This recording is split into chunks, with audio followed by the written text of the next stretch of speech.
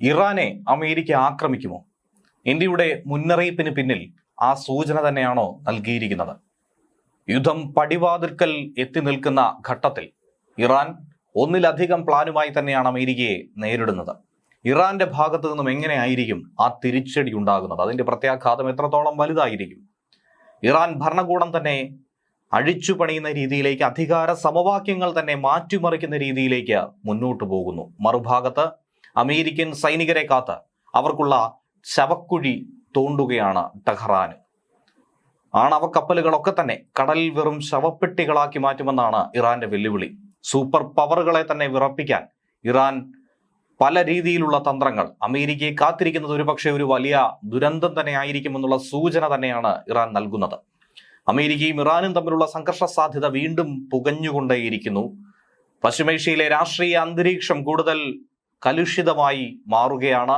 America നൽകിയ അന്ത്യശാസനത്തിന് ഒരു കാരണവശാലും വഴങ്ങില്ല എന്ന് ഇറാനും വ്യക്തമാക്കുന്നു.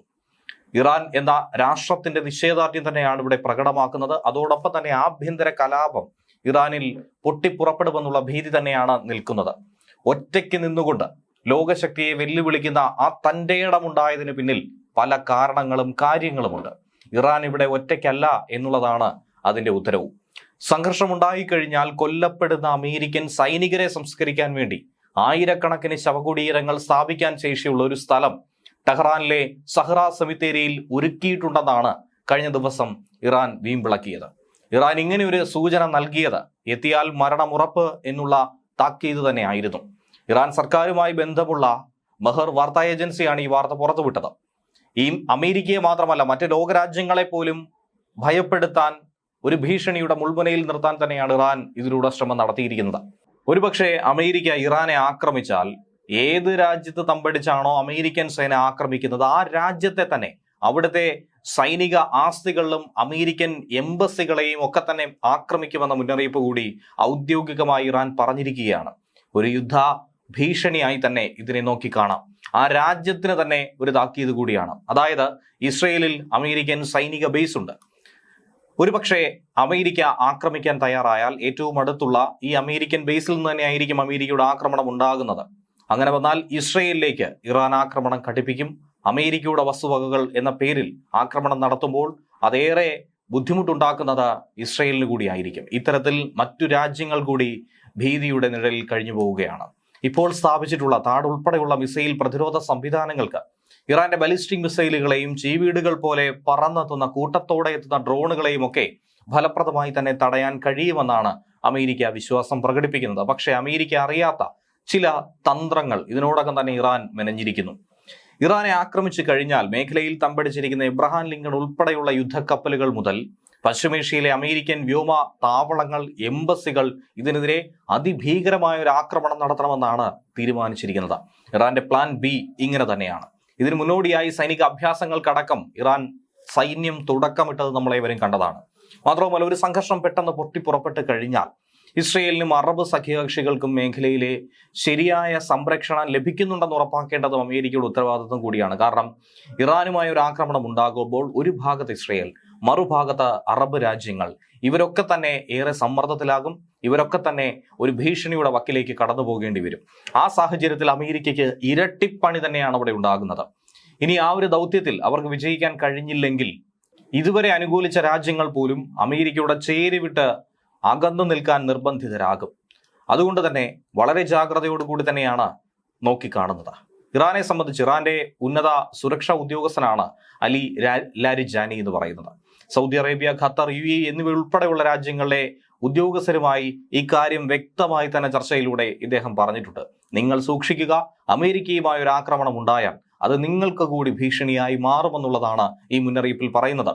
അതിനുശേഷമാണ് തങ്ങളുടെ മണ്ണ് ഇറാനെതിരായി ഉപയോഗിക്കാൻ അനുവദിക്കില്ലെന്ന് ഈ രാജ്യങ്ങൾ തീരുമാനം കൈക്കൊണ്ടത്. വളരെ സുപ്രധാനമായ ഒരു തീരുമാനം കൂടിയായിരുന്നു. പ്രത്യേകിച്ച് സൗദിയും ഖത്തറും UAEയും ഒക്കെ ഒറ്റക്കെട്ടായി ഇങ്ങനെ നിൽക്കുന്നത് കൊണ്ട് തന്നെ അമേരിക്കയെ സംബന്ധിച്ച് കടലിലൂടെയുള്ള ഒരു ആക്രമണത്തിനും വ്യോമ ആക്രമണത്തിനും ഒക്കെ തന്നെയാണ് ലക്ഷ്യമിടുന്നത്. ബേസുകളായി ഇനി അറേബ്യൻ രാജ്യങ്ങൾ ഉപയോഗിക്കാതെ ഇസ്രയേലിനെ കൂടുതൽ ആശ്രയിക്കാനുള്ള ഒരു തീരുമാനത്തിലേക്കാണ് അമേരിക്ക കടക്കുന്നത്. അമേരിക്കയെ സംബന്ധിച്ച് ഒരു തിരിച്ചടി കൂടിയാണ്. വളഞ്ഞ് നാലുപാട് നിന്നും ആക്രമിക്കാമെന്ന് തീരുമാനിച്ചപ്പോൾ അതിനേറ്റ ഒരു പ്രഹരം കൂടിയായിരുന്നു. ഇതുകൂടാതെ അമേരിക്കയെ സംബന്ധിച്ച് തന്ത്രപരമായി സുന്നി ഷിയ ഭിന്നത അവിടെ നിലനിൽക്കുന്നത് കൊണ്ട് തന്നെ ഗൾഫ് രാജ്യങ്ങളെ അമേരിക്കയ്ക്കൊപ്പം നിർത്താൻ കഴിയും. അതുപോലെ തന്നെ ഇറാൻ ഒറ്റപ്പെടുന്ന ഒരു സാഹചര്യം ഉണ്ടാകും. ആ ഒരു സാഹചര്യം മുതലെടുത്തുകൊണ്ട് ആക്രമണം നടത്താമെന്നായിരുന്നു കരുതിയത്. പക്ഷേ ആ പണിയും ഇത്തവണ ഏശിയില്ല. അറബ് രാജ്യങ്ങളിൽ പലരുമായി ഇറാൻ അഭിപ്രായ വ്യത്യാസങ്ങൾ പുലർത്തുന്നുണ്ടെങ്കിൽ പോലും ഇറാൻ ഒരു ഇസ്ലാമിക രാഷ്ട്രമാണ്, നമ്മളൊക്കെ തന്നെ ഒറ്റക്കെട്ടായി നിൽക്കേണ്ടതുണ്ട്, സഹോദരന്മാരാണ് എന്നുള്ള ഒരു സൂചന നൽകി കഴിഞ്ഞിരിക്കുന്നു. അമേരിക്ക ആകട്ടെ മറുഭാഗത്ത് അനുകൂലിക്കുന്നത് ആരെ? ജൂതരാജ്യമായ ഇസ്രയേലിന് വേണ്ടി അവർ നിലകൊള്ളുമ്പോൾ ജൂതരാഷ്ട്രത്തിന്റെ അജണ്ട നടപ്പിലാക്കാൻ വേണ്ടി യുദ്ധക്കപ്പലും മറ്റ് സൈനിക സന്നാഹങ്ങളുമായി അമേരിക്ക ഇറങ്ങിത്തിരിച്ചിരിക്കുന്നതിന്റെ ഉദ്ദേശ ലക്ഷ്യം ഇതൊക്കെ തന്നെ ഇറാൻ കൃത്യമായി അറേബ്യൻ രാജ്യങ്ങളെ കൺവിൻസ് ചെയ്ത് കഴിഞ്ഞു എന്നുള്ളതാണ് യാഥാർത്ഥ്യം. ലോകത്ത് തങ്ങളുടെ മേധാവിത്വം ഉറപ്പിക്കുക എന്ന് ഇറങ്ങിത്തിരിച്ചിരിക്കുന്ന തുനിഞ്ഞിറങ്ങുന്ന അമേരിക്കയെ സംബന്ധിച്ച് അവർ അവരുടെ ലക്ഷ്യങ്ങൾ ഓരോന്നായി കാണുമ്പോൾ നാളെ ഒരു പക്ഷേ നമ്മളൊക്കെ തന്നെ അവരുടെ അടിമകളായി മാറിയേക്കും. ഇന്ന് ഞാനെങ്കിൽ നാളെ നീ എന്ന് പറയുന്നത് പോലത്തെ ഒരു അവസ്ഥയിലേക്ക് ഒരുപക്ഷെ ഏതെങ്കിലും ഒരു ഭിന്നത ഉണ്ടാകുമ്പോൾ ഈ രീതിയിൽ കാര്യങ്ങളൊക്കെ തന്നെ മാറി മറിഞ്ഞേക്കാം. അതുകൊണ്ട് ഒരു കാരണവശാലും അമേരിക്കയുടെ ഈ ആധിപത്യം അത് തുടരാൻ അനുവദിക്കരുതെന്നാണ് ഇറാൻ ആവർത്തിച്ചു പറയുന്നത്. സ്വന്തം ആയുധ വിപണി എപ്പോഴാണോ താഴേക്ക് പോകുന്നത് അപ്പോഴൊക്കെ അമേരിക്ക ലോകത്ത് സംഘർഷം വിതച്ചിട്ടുണ്ട് എന്നുള്ളത് യാഥാർത്ഥ്യമാണ്. ഇറാനും ഗൾഫ് രാജ്യങ്ങളുമായി സംഘർഷം നിലനിൽക്കേണ്ടത് എക്കാലത്തും അമേരിക്കയുടെ ആവശ്യമാണ്. അടുത്ത കാലത്തായി ഗൾഫ് രാഷ്ട്രങ്ങളുമായി ഇറാൻ വളരെ ഊഷ്മളമായ ബന്ധം ഇപ്പോൾ കാത്തു സൂക്ഷിക്കുന്നുണ്ട്. അമേരിക്കയെ ചൊടിപ്പിച്ച പ്രധാനപ്പെട്ട ഒരു വിഷയം കൂടിയാണിത്. ഇറാന്റെ പേര് പറഞ്ഞ് ഭയപ്പെടുത്തിയായിരുന്നു ഗൾഫ് രാജ്യങ്ങളിൽ അമേരിക്കയുടെ സൈനിക താവളങ്ങളും സന്നാഹങ്ങളും ഒക്കെ തന്നെ ഇത്രയും കാലം മുന്നോട്ട് കൊണ്ടുപോയത്. ഇറാൻ സൗഹൃദ രാജ്യമായാൽ അമേരിക്കയുടെ സംരക്ഷണം പിന്നെ എന്തിനാണ് ഗൾഫ് രാഷ്ട്രങ്ങൾക്ക്?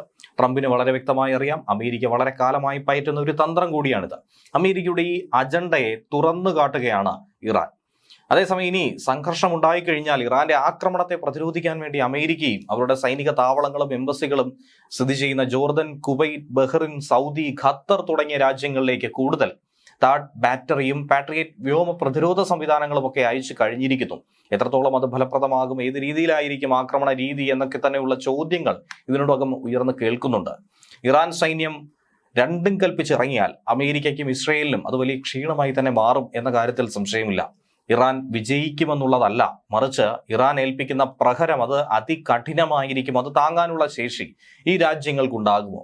അമേരിക്കയെ സംബന്ധിച്ച് നേരിട്ടുള്ള ഒരു ആക്രമണം ഉണ്ടാകില്ല എന്നിരിക്കെ മറ്റു രാജ്യങ്ങളിൽ അമേരിക്കയുടെ സൈനിക താവളങ്ങളെ ലക്ഷ്യം വെച്ചുകൊണ്ട് ഇറാൻ നടത്തുന്ന ആക്രമണങ്ങളെ ചെറുത്ത് തോൽപ്പിക്കാനുള്ള കരുത്ത് അമേരിക്കയ്ക്ക് ആ ഘട്ടത്തിൽ ഉണ്ടാകുമോ? ഇറാൻ ജനതയുടെ ആത്മവിശ്വാസം പേര് തന്നെയാണ് തങ്ങൾ ആക്രമണം നടത്തുക എന്ന് കൂടി തന്നെയാണ് പറഞ്ഞിരിക്കുന്നത്. പരമോന്നത നേതാവായിട്ടുള്ള ആയത്തുള്ള അലി ഖമനേയിയുടെ മുന്നറിയിപ്പിലും ഇക്കാര്യം വലിയ രൂപത്തിൽ പ്രകടമാക്കിയിട്ടുണ്ട്. അമേരിക്കൻ പടക്കപ്പലുകൾ ഇറാനെ ആക്രമിക്കാൻ പുറപ്പെട്ടപ്പോൾ തന്നെ ഖമനേയി ബങ്കറിൽ ഒളിച്ചു എന്ന് പരിഹസിച്ച പാശ്ചാത്യ മാധ്യമങ്ങളുടെയും ഡൊണാൾഡ് ട്രംപിന്റെയും വായടപ്പിക്കുന്ന ഒരു മറുപടി കൂടിയാണ് ഈ ഘട്ടത്തിൽ നൽകിയിരിക്കുന്നത്. ആയിരക്കണക്കിന് ആളുകൾക്കിടയിലേക്ക് എത്തിച്ചേർന്ന് അവരുടെ മുന്നിൽ നിന്ന് നയിക്കാൻ തനിക്ക് മാത്രമേ സാധിക്കൂ എന്നാണ് ഖമനേയി ഇപ്പോൾ പറയുന്നത്. ഇറാനെ ആക്രമിച്ചാൽ അത് പശ്ചിമേഷ്യയെ മുഴുവൻ ബാധിക്കുന്ന ഒരു വലിയ യുദ്ധമായി ഇത് മാറുമെന്ന കാര്യത്തിൽ സംശയമില്ല എന്നുള്ള മുന്നറിയിപ്പാണ് അമേരിക്കയ്ക്ക് ഖമനേയി കൊടുത്തിരിക്കുന്നത്.